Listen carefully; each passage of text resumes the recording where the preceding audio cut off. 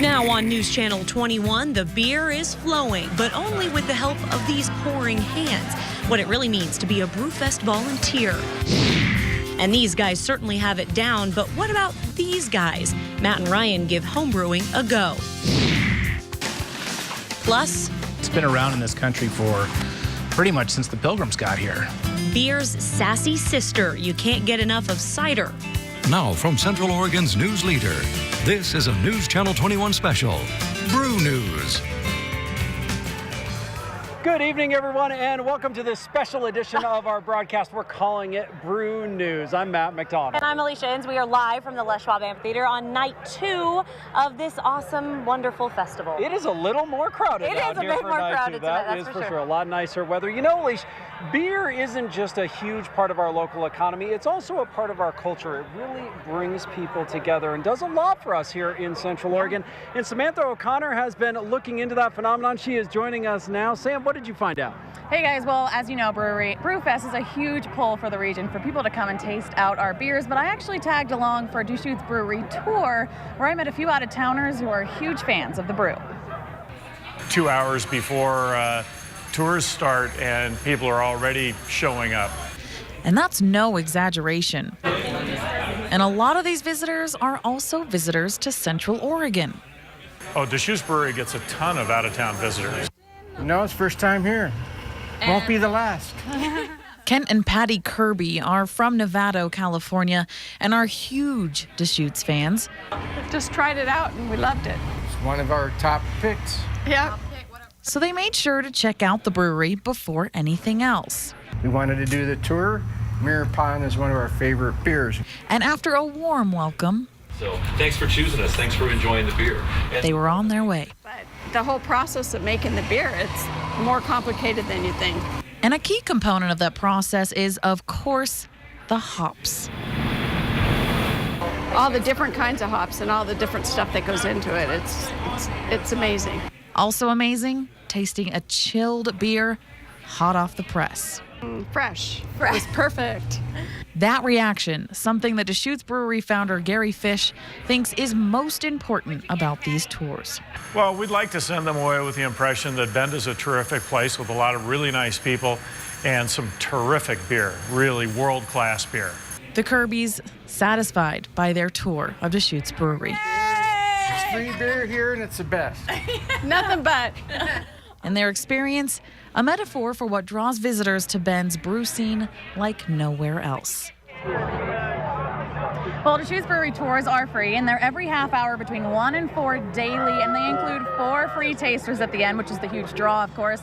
And spots are limited, so you make sure you book in advance. Good advice, Sam. It's a fun tour. I've done it before, and it's a lot of fun. And, you know, with all this beer, the sunshine decided to come out. How can you really stay away from this? Absolutely can't at all. It is just gorgeous out here tonight, Travis. It is way warmer than yesterday. We're about 20 degrees warmer right now than we were 24 hours ago. Temperatures in the 70s, and tomorrow, even better. We'll take a look at our Brewfest forecast for our Saturday. Today we warmed up to the upper 70s. Tomorrow, warming up to the mid 80s. Going to be quite the improvement even over today. And hey, today is just about as good as it can get, and tomorrow even better. I like it, Travis. A lot of people going to come out here and enjoy the weather, the beers, that's for sure. You can see a ton of people out here. You know what there is also a ton of? There are a ton of volunteers that make this thing a reality. That's right. They do take a lot of work to put this on. Dan McCarthy kind of looked into this issue. Dan, lots of people kind of making this thing a reality here. Yeah, guys, it looks like it's all fun and games out here, but it actually takes close to 1,000 volunteers to even make Brewfest happen.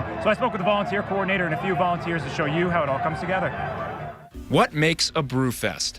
It's not the hops, grain, or barley, but the crew behind the brew. Without them, we could not have a Brewfest. There's no way we could get, 1,000 employees to pour over the course of 3 days. But they're not just there to fill your pints. Information flows from those pouring hands. The back of the shirt says, "Ask me about beer," and so people can just say, "Hey, tell me about where this beer is and what it's all about."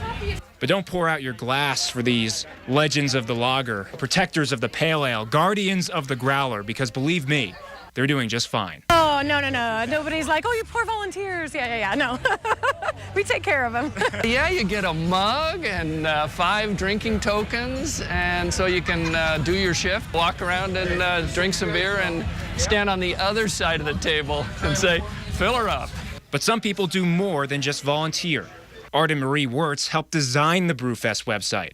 But on Brewfest, they're doling out IPAs instead of URLs. But when there's a lot of people in line and it gets really busy, the stress level goes up a little bit. So it was a challenge, especially for me that first time. And for other first-timers, pours might be rough. But the veterans say keep your chin up, because those pouring hands grow stronger every time you touch the tap. Once you get the hang of it, it flows pretty smoothly. So going back to that website that Art Marie Wirtz designed, you can actually build like your entire menu for your Brewfest right on the website. I did it myself. It took like an hour because I was like so selective. But I've got my menu mapped out and I'm pretty much ready to go. So cheers to you guys. I'm heading out. Geez, some people just have it made right there. Yeah, he's gonna go have fun. We'll have to join him a Can little we do later. that right Yeah, now? like- I don't think no, we can. we have more brew news coming your way. Stay with us. Brewfest is not all about the beer anymore. Cider is gaining a steady flowing. News Channel 21 is live from night 2 of Brewfest. We are going to be back right after this. Welcome back to Brewfest 2014. I'm joined now by a real beer expert. Here's Jeff Dentz. He's a professor of political science at Eastern Oregon University, but also teaches about beer and the economics of beer. And Jeff, let's get right to it. Your study is about the effects of the economic impacts of these festivals. How do we do here? What's the impact here? It's dependent on how many people come from out of town, but what my research has shown me is out-of-town visitors spend about $750 per capita. A lot of that's in the accommodations and the restaurant sectors. So the economic effect is way beyond what happens here at the festival. It goes all throughout the Bend region. Well, absolutely. Now, let's talk about craft brewing in general, the economics of that as a driver of our economy, not just the festivals, but the business itself. What do you see as the future of that happening here in Central and Eastern Oregon? World-class brewers brewing world-class beer. We're very fortunate here to have brewers like Ian Larkin at Bend Brewing, Tanya Cornett at 10 Barrel, and Eli Dickinson and Barley Browns in Baker City, who've all won awards at big competitions, World Beer Cup. And what I see as the future of craft beer industry is women. What my recent research shows that about 45% of craft beer festival attendees are women. So women are going to make the difference in terms of the future of craft beer. And of course, you said Tanya Cornett. She's won some major awards as a female brewer. So I think the future's looking pretty good for us. The future is bright for the craft beer industry in Central and Eastern Oregon. Thank you very much, Jeff Dentz, professor of political science, but also a beer professor. Now, of course, we've got a lot of big-name breweries here, a lot of local breweries. One of the coolest breweries and one of the hippest right now is our own 10 Barrel Brewery. Our morning show anchor, Renee Nelson, got to spend some time with the guys who just love their craft. Take a look. Hey, obviously the best place to be tonight is actually down at Brewfest, but I'm right here where some of the best beer in town is made. And what I learned from the guys at 10 Barrel is they are just doing what they love. I mean, we're here to brew really cool beers, work with really fun people. The goal, just to follow their passion. I think we love beer and we just wanted to figure out a way to get into it, I think. Right? Absolutely. Yeah. Brothers Chris and Jeremy Cox, along with Garrett Wales, they're small town guys behind a big label. But big labels isn't what motivated this trio. You know, getting out of the grind of a desk job or something like that, and just being able to love what you do. Even though you do still sit at a desk. All the time. Yeah. Now we're back to the desk. But yeah. Like many entrepreneurs, these three started with humble beginnings. Well, we started delivering beer out of the back of our trucks. But it wasn't always easy. The second year when it was like, this is a grind, you know? We have to sell this beer. Yeah. They finally knew they were on their way. We hired an employee. But with a brand as popular as 10 Barrel, you might think corporate strategy is at their core. But you'd be wrong. We're building that pub. I mean, we hardly even had blueprints. Like, we got permits, and every day it was more just like, where would we like to hang out? What do we think would be cool? We like to, brew beers that we like to drink. And so it's not really like what we think is going to sell well. It's like, man, it'd be really nice to drink an IPA right now. Let's brew another style IPA. So. And as they grow, they insist it is always about their roots. It is our hometown. This is where our families are raised. This is where we're from. You'd like to think we could do it anywhere, but I don't think so. I mean, I think it's a huge thank you and a result of the folks here in Central Oregon. In Bend, Renee Nelson, News Channel 21. Still to come on this beautiful Friday night from Brewfest. The Northwest is welcoming cider with open arms. We'll take you inside that blossoming industry. We're live from one of Bend's biggest events. Don't miss a minute of Brew News continuing after this break. It may be called Brewfest, but I've been wandering around here and those cider lines are looking pretty long. Now, did you know we have 3 local cideries here in Bend, and they're all pouring tonight, plus another cider company from Portland, so that makes 4. So in case you didn't know it, the apples are taking over. Watch out, beer. There's a new trend that could take a bite out of business. An apple a day keeps the doctor away. But the experts say here in America, cider is anything but new. Historically, it was the drink that this country was founded on. Pretty much since the Pilgrims got here. Back in a way that would make the Pilgrims proud. The number of Oregon cideries has tripled in 4 years. Officials with the Northwest Cider Association tell me there are about 30 craft cider makers licensed in Oregon. This might be one of the greatest comeback stories in the history of American food. It's sort of like an overnight sensation, 200 years in the making.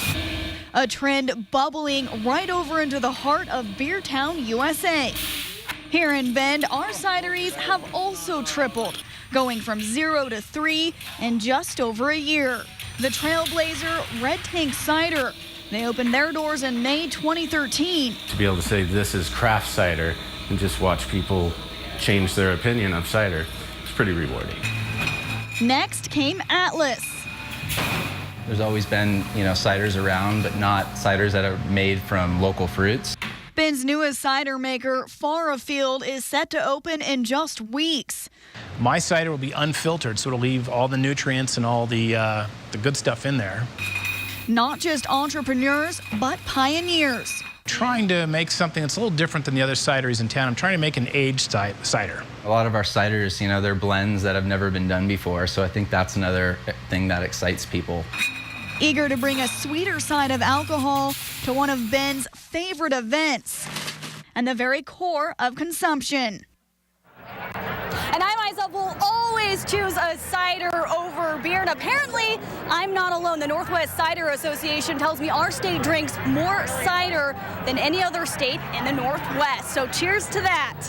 But for brewers, it's all about those hops. Central Oregon is becoming a more welcoming home to the green guys.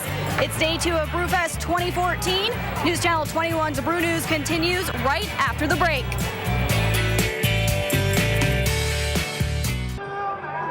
Welcome back, everyone. Alicia, one of the crucial things to making good beer, good hops. That's for sure. I know a lot of people are hitting the dirt and trying their hand at kind of growing hops here on the high desert. They do grow very well, and Grace Joyal takes us from the vines to the brew. Any successful brewery starts with local inspiration. Camp Sherman's a beautiful area, so something Central Oregon, we can name the beers: Wizard Falls IPA, Camel Creek Ale. A good beer starts with a solid bite. Super important to have good hops, otherwise it can be a boring beer. Good hops, just a hop, skip, and a jump away. Good quality hops that are really caring about what they're doing. These are the hops. You've probably seen these beauties gracing Highway 20 between Tumalo and Sisters. This hop vine is a hollow tube. It's just like a straw. You cut that open and water will gush out of it. Garrett Wyatt tends to 2 acres of thirsty hops.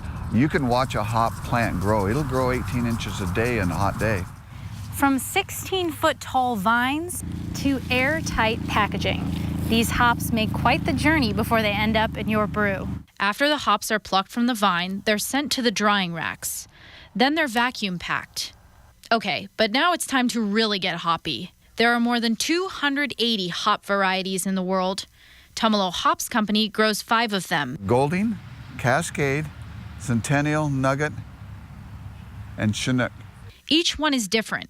A hop's flavor is decided by its alpha-beta content. That flavor comes out in the brewing process. IPAs are real heavy with hops. Hopped out yet? See, now I smell hoppy. The yellow bit inside the hop is what you want for brewing. You see, it's oily, it's greasy. a quality which pushes them beyond the brew for uses in air fresheners with aromatherapy and teas. But when you get down to the nitty-gritty, Everybody wants to drink some beer. as long as there's beer brewing under these Central Oregon skies, there's a home for hops. In Tumalo, Grace Joyal, News Channel 21. Tumalo Hops will be harvesting those little guys in about 2 weeks, and then you'll be able to get your hands on the goodness shortly after. Sounds good. All right, still to come, we've saved the best for last. Well, we'll be the judge of that, of course. Matt and Ryan's attempt at brewing beer. Our live Brewfest coverage is not finished. We'll be back right after this.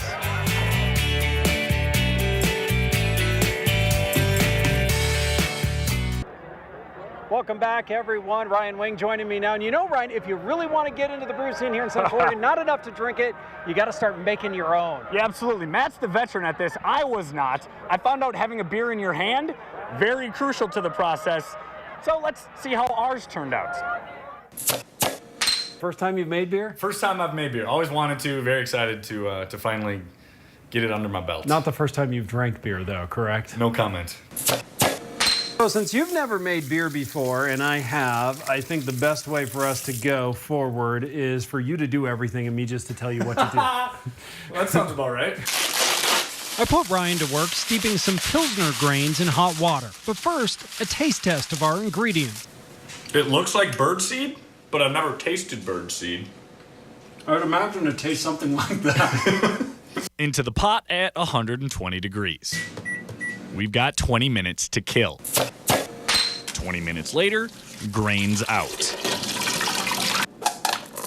7 pounds of light malt extract in. So this is basically our base for our beer. We have to bring it back to a boil and then wait an hour. It's probably a good idea to crack a beer while we wait. Take a hop out, just a single one that's like a squished hop flour. And you do this on the tour at Deschutes Brewery. You should give it a little taste.